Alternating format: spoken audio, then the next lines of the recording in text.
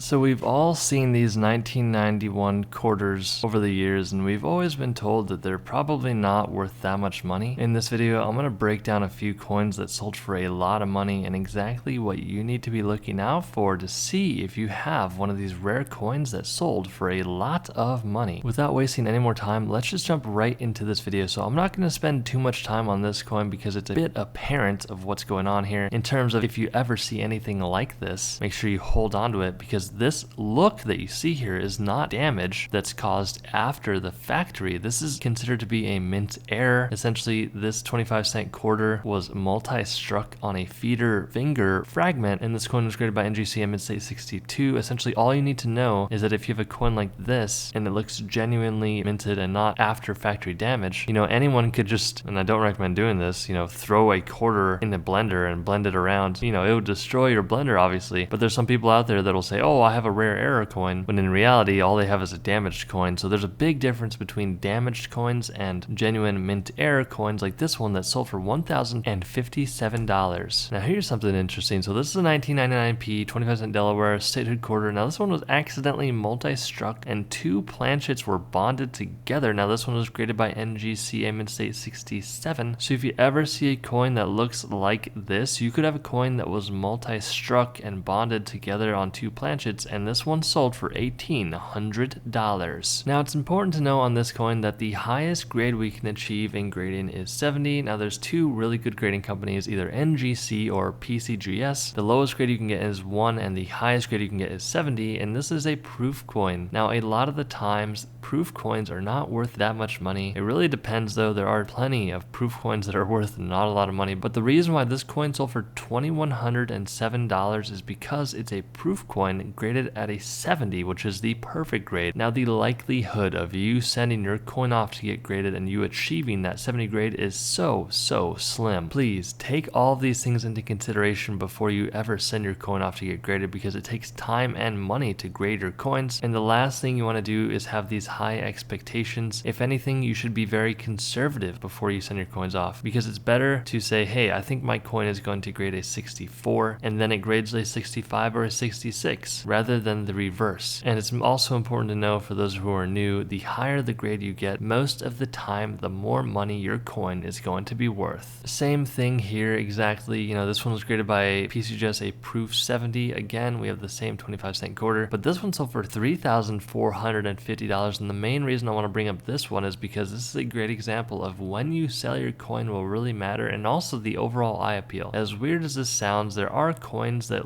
are the same grade but will look differently in terms of how they appear, and some people will pay less or more money depending on the eye appeal of the coin, even if the grades are the same. But another factor is when you sell your coin. If the world is going through a depression, or if there is a serious economical event happening and people are not spending money on coins, then that's a time that you should not be selling your coins. You want to sell your coins when the market's hot and people are paying a lot. If you have a 25-cent quarter and you think it might be rare, leave me a comment down below and let me know. Alright, so this coin sold for $4,887, and this is exactly why. So it's quite noticeable, right? You can see that this coin has a different color than your typical 1999 quarter, and that is because this Delaware statehood quarter was struck on an experimental planchet, and it was created by PCGS Mid-State 66. So during the minting process, they were experimenting on different types of planchets, making sure that everything was really good before they started minting these coins for the general public. This was never meant to get out of the mint, but it accidentally did, and this experimental planchet sold for $4,887. So if you ever see a coin that looks like this, make sure you hold on to it, keep it safe, because it could be worth a good amount of money. Alright, so here is a 1999S 25-cent Delaware silver quarter graded by PCGS a proof 70 deep cameo. Now during the time when this coin was sold, the population only had 16 of these coins. It's important to know these coins weigh 5.67 grams, and they are composed of 75% copper and 25% nickel. And this coin sold for $17,250, and here's the biggest reason why. Again, like I said before, the populations of the coins, how many were graded, also when the coin is being sold, but the biggest reason is because this one graded at a proof 70. Also, this one is from the Michael Fuller collection. Now, as odd as this may sound, sometimes these big collectors who have these coins, they'll put their pedigrees on there and and those pedigrees, their names, if there are some collectors that say, oh man, I really want Michael Fuller's coin in my personal collection, they will pay a premium for the coin because it's from a special collection like this. All of these things combined allowed it to sell for $17,250. Hit that subscribe button, it really does help out. The Back with them. Stay tuned for more, and I'll see you in the next video.